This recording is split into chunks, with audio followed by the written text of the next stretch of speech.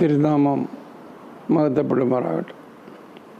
പ്രിയപ്പെട്ടവരെ, ഈ ദിവസങ്ങളിൽ നമ്മൾ പല ദൈവിക ചിന്തകൾ പങ്കുവയ്ക്കുകയുണ്ടായി.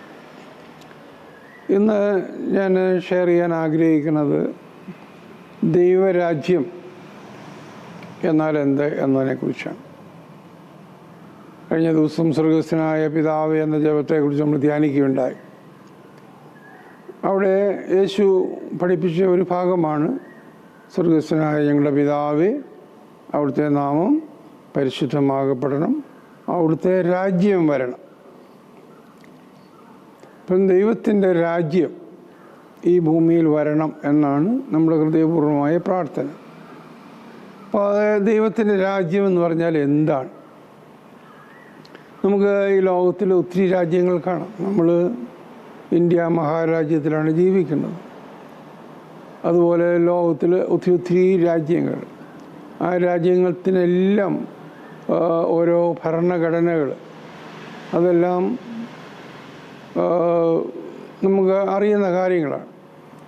എന്നാൽ ദൈവത്തിൻ്റെ രാജ്യം എന്ന് പറഞ്ഞാൽ എന്താണ്? ദൈവത്തിൻ്റെ രാജ്യത്തെക്കുറിച്ച് ബൈബിളിൽ പറയുന്നൊരു ഭാഗമുണ്ട്. റോമർക്ക് എഴുതിയ ലേഖനത്തിൽ 14-ാം അധ്യായത്തിലാണ് പറയുന്നത്, ദൈവരാജ്യമെന്നാൽ ഭക്ഷണമോ പാനീയമോ അല്ല, നീതിയും സമാധാനവും പരിശുദ്ധാത്മാവിൽ സന്തോഷവും അത്ര. നമ്മൾ ഒരു സാമാന്യ ജീവിതത്തിൽ മനുഷ്യൻ്റെ ആഗ്രഹങ്ങൾ എന്ന് പറഞ്ഞാൽ അവന് നല്ല ആഹാരം കഴിക്കണം, അവന് കിടക്കാനായിട്ട് നല്ലൊരു ഇടം ഉണ്ടാകണം, അങ്ങനെ ദൈനംദിന ജീവിതത്തിൽ യാത്ര, മറ്റു പല കാര്യങ്ങൾ, അവൻ്റെ കുടുംബം, എല്ലാം ഭംഗിയായി പോകണം എന്ന ഒരു കാര്യമാണ്. അപ്പോൾ ഇങ്ങനെയെല്ലാം ഭംഗിയായി പോകുന്നത്, അതാണ് പറഞ്ഞത് ദൈവരാജ്യം എന്നാൽ ഭക്ഷണമോ പാനീയമോ അല്ല, നീതിയും സമാധാനവും പരിശുദ്ധാത്മാവിലുള്ള സന്തോഷവും. എന്താണ് ഈ നീതി എന്ന് പറയുന്നത്? നീതി, നമ്മൾ പല അവസരങ്ങളിലും ഈ നീതിക്ക് വേണ്ടി പോരാടാറുണ്ട്. നമ്മുടെ രാജ്യത്തിൻ്റെ സ്ഥിതി ഓർത്താൽ വിദേശീയരുടെ ആധിപത്യത്തിൽ നിന്ന് നമ്മൾ മോചനം പ്രാപിക്കാൻ വേണ്ടി സമരം ചെയ്ത കഥ നമുക്കറിയാം. രാജ്യത്ത് ഒത്തിരി അനീതികൾ പെരുകുമ്പോൾ അതിൽ നിന്ന് മോചനം ഉണ്ടാകാൻ വേണ്ടി നമ്മൾ സമരം ചെയ്യുന്നു. ഈ ദിവസങ്ങളിലാണെങ്കിൽ കേരളത്തിൽ മദ്യഷാപ്പുകളുടെ എണ്ണം ഒത്തിരി വർദ്ധിച്ചു. അപ്പോൾ മദ്യപാനികളുടെ എണ്ണം വർദ്ധിക്കുകയാണ്. ഓരോ കുടുംബത്തിലും സമാധാനത്തോടെ മനുഷ്യൻ കഴിയേണ്ട സ്ഥാനത്ത് ഒത്തിരി അസ്വസ്ഥതകളിലേക്ക് ജനം നീങ്ങിപ്പോവുകയാണ്.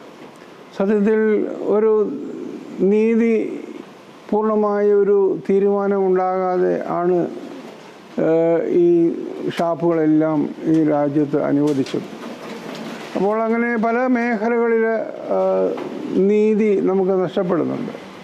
ഒരു ഭാര്യയ്ക്ക് കിട്ടേണ്ടതായ നീതി, ഒരു ഭർത്താവിൽ നിന്ന് ലഭിക്കേണ്ടതായിരിക്കുന്ന നീതി, കുഞ്ഞുങ്ങൾക്ക് ലഭിക്കേണ്ടതായിരിക്കുന്ന നീതി, അയൽവാസികൾക്ക് ലഭിക്കേണ്ടതായിരിക്കുന്ന നീതി, ഇങ്ങനെ ഉള്ളതായിരിക്കുന്ന പല മേഖലകളിൽ നീതി നഷ്ടപ്പെടും. നീതി നിഷ്ഠമായിരിക്കുന്ന ഒരു ജീവിതം എല്ലാവരും ആഗ്രഹിക്കുന്നതാണ്. പക്ഷേ എന്നാൽ പലപ്പോഴും നീതി നമുക്ക് ലഭിക്കുന്നില്ല. എന്നാൽ ഇതേ സമയം തന്നെ നാം നമ്മോട് തന്നെ ഒരു ചോദ്യം ചോദിക്കുക, ഞാൻ മറ്റുള്ളവർക്ക് നീതി കൊടുക്കുന്നുണ്ടോ?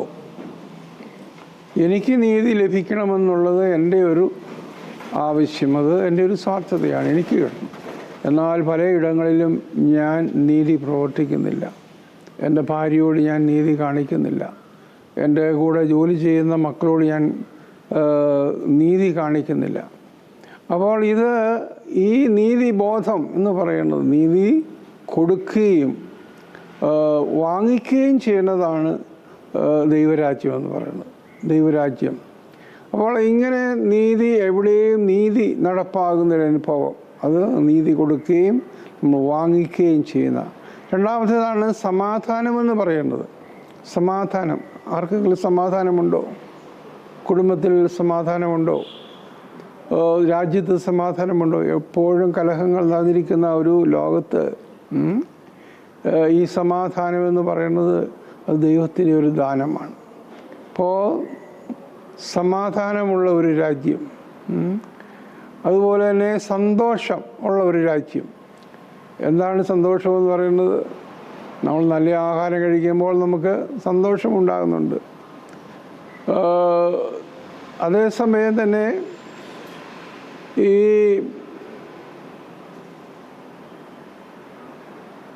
ഈ ആഹാരം കഴിച്ചിട്ടും സന്തോഷിക്കാൻ സാധിക്കാത്ത രംഗങ്ങളുണ്ട്. അതാണ് ദൈവത്തിൻ്റെ പരിശുദ്ധാത്മാവിൻ്റെ സന്തോഷമെന്ന് പറയുന്നത്. ജീവിതത്തിലെ ഏത് പ്രശ്നങ്ങളുടെ മധ്യത്തിലും ദൈവത്തിൻ്റെ പരിശുദ്ധാത്മാവ് നമ്മളോട് കൂടെയുള്ളപ്പോൾ നമുക്കെപ്പോഴും സന്തോഷമാണ്. പ്രശ്നങ്ങളെയും പ്രതിസന്ധികളെയും തരണം ചെയ്ത് നമുക്ക് മുന്നോട്ട് പോകാൻ സാധിക്കുന്ന ഒരവസ്ഥ ദൈവത്തിൻ്റെ ഒരു ദാനമാണ്. പരിശുദ്ധാത്മാവിൻ്റെ ഒരു വലിയ കൃപയാണ്.